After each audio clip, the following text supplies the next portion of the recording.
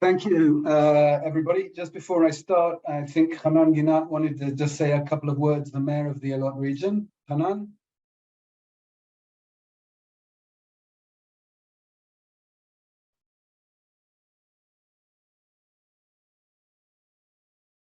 Okay, maybe not. Okay, so I'm just gonna go straight into this. First of all, my name's Richard. I've been living in the Arava for almost 30 years. I grew up in England. I made Aliyah because I grew up I went to a university where the hard left was taking over during the first Lebanon war, and I realized really there was no future to be a strong secular Jew living in England if I wanted to be part of something bigger. And I moved to Israel, and I made my home here in the Arava. First of all, where are we talking about when we talk about the Elot region? If you look on the map, you see the dark brown area, that's the Elot region with 13% of the state of Israel. We've got more than, so we sit on more than 600 acres of, 600,000 acres of Israeli land. Our main income is through agriculture and renewable energy. We have 10 kibbutzim in the region and 2 communities. The kibbutzim that we have are the same kibbutzim that you remember when you were kids and came to volunteer on kibbutz. Literally, we're still communities that live in a cooperative nature. We have 30,000 tourists that come a year that help us support our communities, of which 190,000 come to visit Timna, which JNF in many ways have made this park a possibility and possibly one of the most popular national parks in Israel. So let's continue. Okay, so since the war has begun, the thing about the Elot region, as you may have noticed, is it's way down south. We're the most remote region in Israel, which means that we're one of the safest places where refugees can be absorbed. And the people who are living in the Gaza envelope realized this very, very quickly. And within 48 hours of the outbreak of the war, we already had 1,500 people who'd been absorbed into our community. Okay, within a week, that number rose to 2,600. And today we're already at 3,600 people, of which 1,200 were evacuated from the city of Sderot. In order to deal with this, we created a volunteer body of over 190 local volunteers. Okay, and within every community, we have an emergency relief committee, and those emergency relief committees literally deal with every single thing that these evacuees need. Now, it's really important to say at this point, and in many ways, I'm sorry to say it, but the reason we've had to do all of this is because the government, over the first few weeks of this war, just hasn't been able to operate within the civilian sphere, which means that effectively everything has fallen on the local communities throughout Israel that have absorbed evacuees to deal with it. So what have we actually been doing? Okay, so first of all, the most important thing is that after the first week, we realized there was no choice. These people aren't going anywhere soon, and we have literally thousands of kids to look after. And so within every community, we started doing on a daily basis informal educational activities. Okay, but after about a week, we realized that especially for parents with young kids, that this wasn't enough. And so we've set up, first of all, a elementary school on Kibbutz Yotvata, where there are over 360 people that have been absorbed there. Okay, and that provides kids from grades 1 to 6 a normal day at school. Okay, now admittedly not entirely normal because we opened up the school in the local bar. Okay, but what we've realized is that you can now use beer for the teachers, which helps them keep them calm. We also set up 3 new kindergartens, okay, which are providing over 100 preschool kids with daily kindergarten activity. And we have plans now to set up an additional school, which will be on the back of our own elementary school, which will take in another 200 kids. Okay, what we're really saying here is we understand that our doors are open and that we're not giving any date that people have to leave by. It's really important because, in essence, this whole event has shaken the very basis of what we understand as security.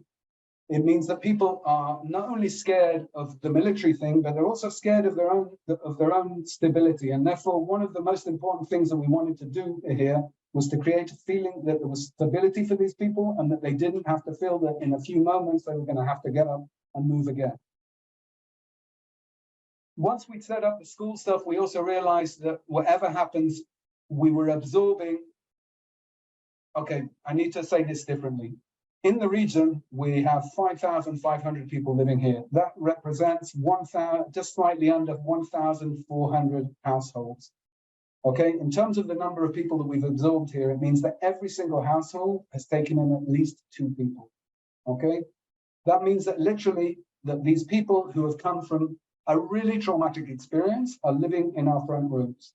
And it means that we need to be aware that it's not just taking care of them by providing psychological psychological care, but it's also taking care of ourselves. Our kids are having to deal with understanding what other kids have gone through. And these things are just terrible, all right? And that kids have no barriers in terms of explaining what they experience. And we have to make sure that our kids have an ability to be able to understand that. In order to do that, we basically set up emergency psychological care that works 24/7. We've taken 14 psychologists that work in our local psychology system and turned around and said, you're dedicated, each one of you, to work in a particular community. The reason we did it that way was to make sure that anybody who meets with a psychologist once will always meet with the same psychologist. It means that there can be a continuation of care, and also it means that these people don't feel like they're being passed on from hand to hand.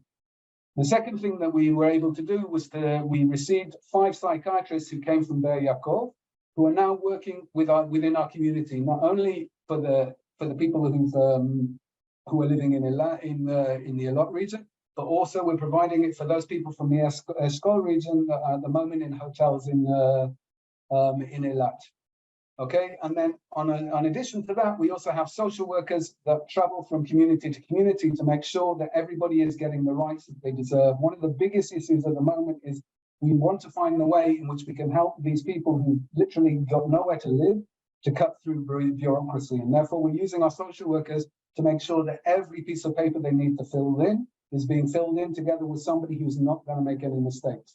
Okay, it may sound like a no-brainer, but trust me, in these times, anything that can take away the stress is a gift to these people.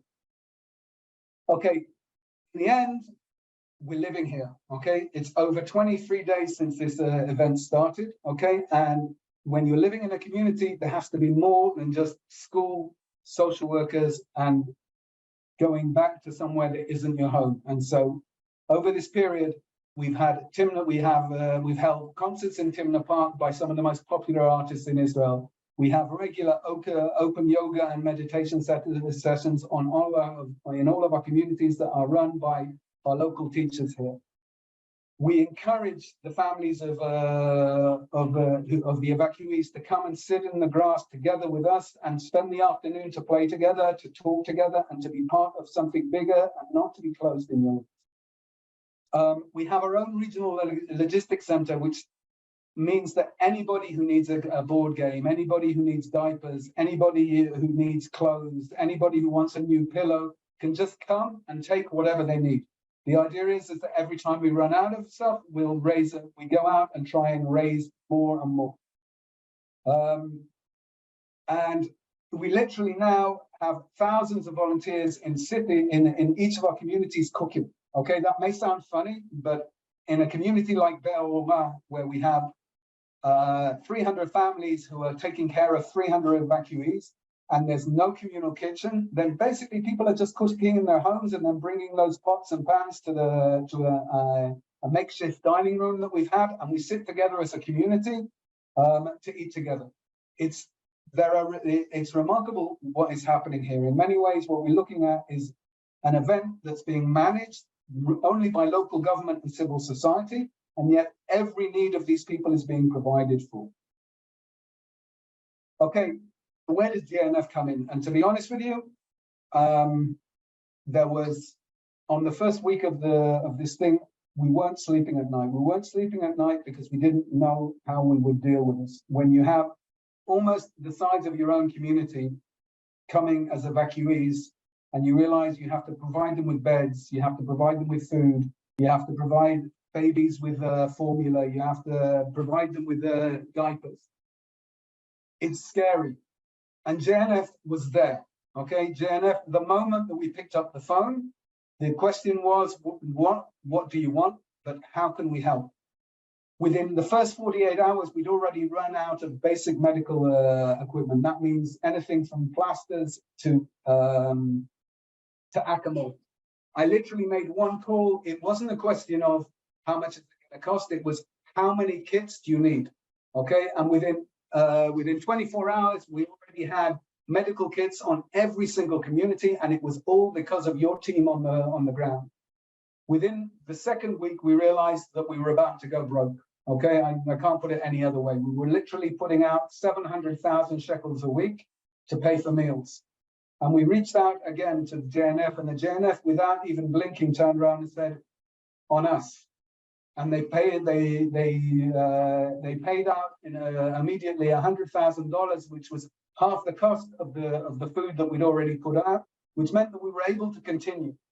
Okay, the issue is not that we'll be able to plan for the future, but rather what's happening next week. And you're there. We have people literally every day talking. When we managed to solve the food problem in the communities, we reached out again because we realized that we were having Timna Park open for the public to provide them with a quiet and safe place to be. All right. And we were providing families that had come from communities that were under fire day and night with a bed for free. And we were still paying 50 people to work there and had no income. And we made a decision together with the JNF that Timna Park, if you like, is a sign of strength in the south. That if we close Timna Park, that in essence, we're letting down the fight to make sure that we remain a free country. And therefore, we turned to you guys and said, let us keep the park open, help us pay to provide 300 beds every night for free for anybody who needs a safe place to stay, that they'll receive 3 meals a day, and that they'll also be able to have activities and social workers who are working with them day and night. And thanks to the JNF, literally for the next 2 weeks, we know that we'll be able to continue doing this. And hopefully by that time, the government will start going into action, and we'll be able to receive funding directly from central government. Again, I really want to say thank you, okay? Without your support, not only your financial support, but also the amount of WhatsApp messages that I receive from friends of mine from JNF is unbelievable.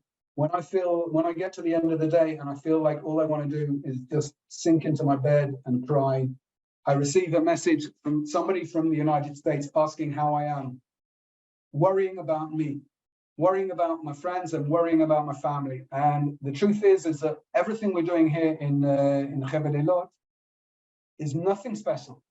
Every place in Israel at the moment is acting this way. And we're being able to do this because of JNF-USA. And all I have to do is to say thank you.